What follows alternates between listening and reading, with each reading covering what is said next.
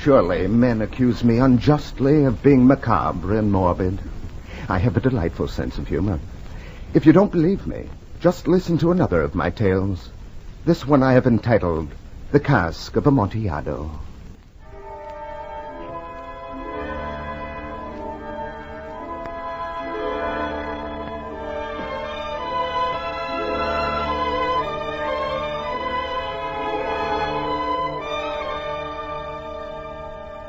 On the coat of arms of my family, the Montresors, is graven Nemo me impune lacessit, meaning, no one harms me with impunity. The coat of arms itself is a huge human foot, done in gold against the field of azure blue. The foot crushes a serpent whose fangs are embedded in its heel. I tell you this only so you will understand why I had to act as I did. And while I'm telling you about it, have a drink. A drink of Amontillado, the real thing, too. I know. I know because I have the word of that connoisseur of wine, Signor Fortunato. My old friend Fortunato. The 1,000 injuries of this Fortunato I had borne as best I could through the years, but when he ventured on insults, I vowed revenge. It was at the height of the carnival season in Venice when I saw him in the crowd, dressed in the costume of a jester. I was genuinely pleased to see him. Hey, Fortunato! Fortunato! I beg your pardon, sir. Hey, Fortunato! Ah, Montresor. Well, my dear friend, I am glad to see you. How goes it, Montresor? Excellently well. I'm having a most wonderful time. I'm in my second childhood, but I haven't seen you in weeks. I was afraid you were avoiding me. Avoiding you never. Good. But, my friend, you are luckily met. Oh, come over here in this doorway out of the crowd. Very well. What's on your mind? Listen, Fortunato.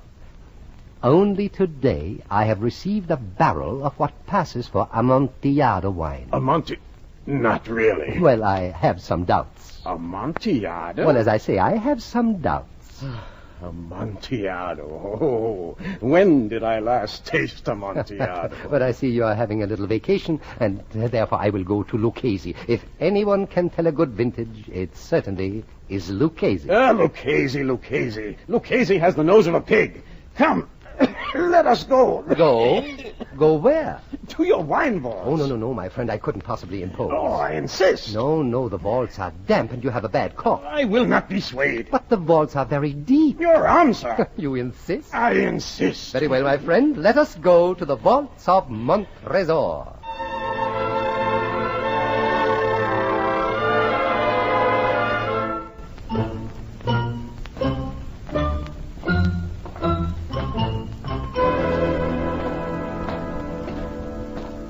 Careful, my friend. These steps are rather slippery. Your vaults are very deep. Oh, tell me, how long have you been troubled by that bad cough? Oh, it's nothing. Perhaps we should turn back. I won't hear of it. No, I really feel we should. You must be careful. You're a man to be missed. After all, are you not rich and respected, beloved? By some, my wife. You see, for me it wouldn't really matter, but for you, no. I shall engage Lucchese. Enough. I shall not die of a little cough. Well, if you will not be deterred, at least let me offer you a drink of Médoc. Here, we will select one of these bottles. Look at that dust. 50 years old. Here, drink, my friend. Good. Will you not join me? Very well. I drink to those who are buried here. Buried? Oh, yes, my ancestors used these vaults as a dungeon. Oh, I see. To your long life, my friend. Now come, let us proceed to the Amontillado.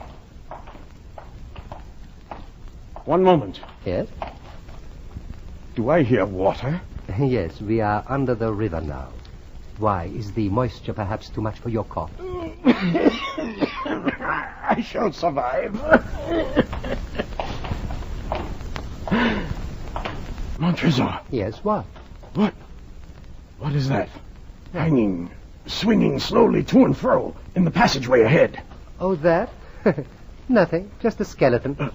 A skeleton? Yes, my ancestors, you see, very vengeful people. Careful now, careful, don't bump against it. Is it much further to the Amontillado? Just a few steps. Oh, bad cough. Come, through the archway ahead. Here we are. This chamber? Mm-hmm. I see no Amontillado. Patience. You shall, my friend. But first, permit me to point out the interesting architectural structure of this cell. As you see, it is circular, completely circular, with a very narrow doorway. Yes. The Amontillado. Yes, the Amontillado, in a second. And over there are chains stapled to the wall to fasten about the waist of the victims. Let me show you. Step over here, please. Montresor, this is all very interesting, but... Just a moment now, just a moment. Stand still. Thus. Very interesting, but now, if you will remove them... Of course, my friend, of course, I was merely demonstrating... Of course. Strange. This key here seems stuck in the lock. Well, perhaps I can work it. Wouldn't it be funny, my friend, if I had to get a locksmith now to saw you loose? Montresor, for heaven's sake. Now, don't worry. Here, why don't you have another drink of this Medoc? No, the Amontillado. Oh, yes, I forgot, of course.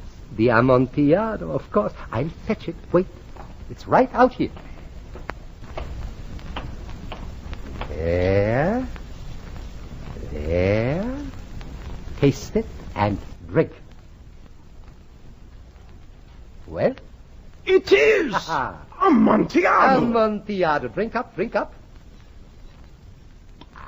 Now, have some more. No, really. Nonsense. One more sip. Perhaps one. That's better.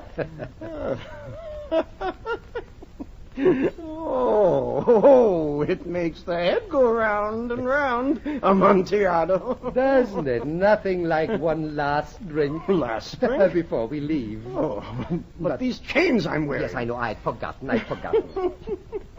Oh, wouldn't it be funny if I had to stay here the rest of my life and drink up all of your Amontillado? Very funny indeed.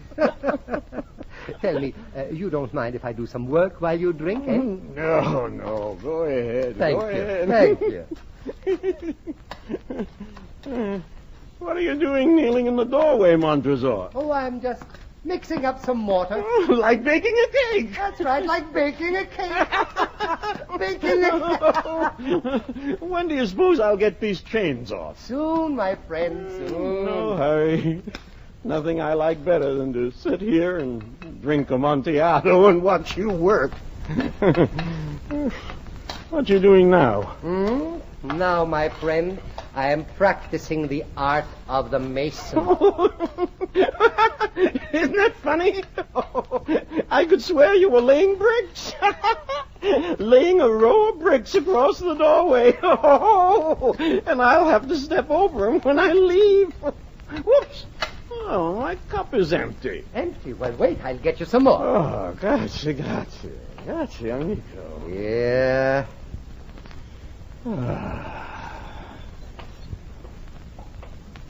Montresor. Yes, my friend? Tell me, why do you build a wall of bricks in the doorway? To protect you, my friend. Oh, but if you build a wall of bricks, how am I going to get out? That is exactly the point, Fortunato. You are not going to get out. Montresor. You see, it's quite simple. In a little while, these bricks will come up to your waist, and then to your chest, and then to your eyes, and then... Please, Montresor. I want to get out of here. No. Montresor! Oh, nonsense. Drink, my friend. It'll do your cough good. Drink! Oh, a very good joke, Montresor. Isn't it? Excellent joke. Oh, we shall have many a rich laugh about it at the Palazzo over our wine. Naturally, Amontillado. Oh, yes. Amontillado. Yes, Amontillado. But come, Montresor. Stop playing with those bricks and remove these chains from me. Which chains. Come, let us be gone. Yes. Right. Let us be gone. For the love of God, Montresor. Yes, for the love of God. Montresor! Fortunato. Hey. Hey. Fortunato. Speak. Speak. You mustn't be dead yet. You mustn't. Speak. Don't cheat me like that. You couldn't. You couldn't cheat me like that. You couldn't cheat me like that. You couldn't cheat me like that.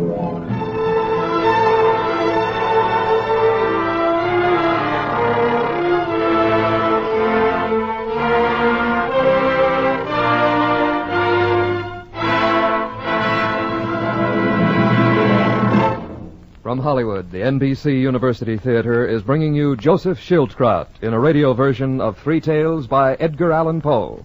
Today's broadcast is part of a series devoted to the classic works of Anglo-American literature. If you're interested in supplementing your enjoyment of these productions with home study under college supervision, be sure to listen to the announcement at the close of this program. And now, our intermission commentator, Dr. Harvey Webster, Associate Professor of English at the University of Louisville. Speaking from Louisville, Kentucky, here is Dr. Harvey Webster. It is the peculiar misfortune of America's first great writer of fiction that he has been reprinted, retaught, and reread so often at his mediocre or worst that few people of intelligence continue to take him seriously after they escape from high school or college. Somehow, Poe's name gets associated with the obvious horror of the telltale heart, with his too many, too unconvincing followers in pulp magazines, with an unhappy, thoroughly neurotic life. This is natural, unfortunate, and wrong. For Poe, at his very frequent and very frequently ignored best, has communicated some experiences more vividly than any other writer of English. His best stories, I believe, are those in which he communicates the pleasure of thinking, of, to quote, that moral activity which disentangles. It is beautiful to watch the minds his mind controls at work. Remember Monsieur Dupin's thoroughly logical explanation of how he knew his friend's unspoken thoughts. Legrand's methodical ingenuity in solving the cipher in The Gold Bug. The clever quickness with which the old man saved himself from the maelstrom. Anyone that enjoys mental activity has liked or will like these stories. Next best, perhaps quite as good, are Poe's stories of psychological horror. In these, too, the moral activity that disentangles is important, though here the disentangling is of abnormal mental states that are, after all, only exaggerations of what we consider normal. To a greater or lesser degree, we all know the second William Wilson. We have all felt something of the fascination with death and decay that becomes Roderick Usher. We have all been attacked by that imp of the perverse that propels the main characters of The Black Cat to self-destruction. Poe shows what Freud has demonstrated. The abnormal is the normal magnified. Poe's great accomplishment within a limited area makes us forget his faults and imitators. By a curious law of compensation, what was his misery is our gain. His great powers of intellect survive in spite of or because of his suffering in one of the most distinguished and uneven bodies of work that has been left by a writer of the first order. Our radio version of Three Tales by Edgar Allan Poe, starring Joseph Schildkraut, will continue from Hollywood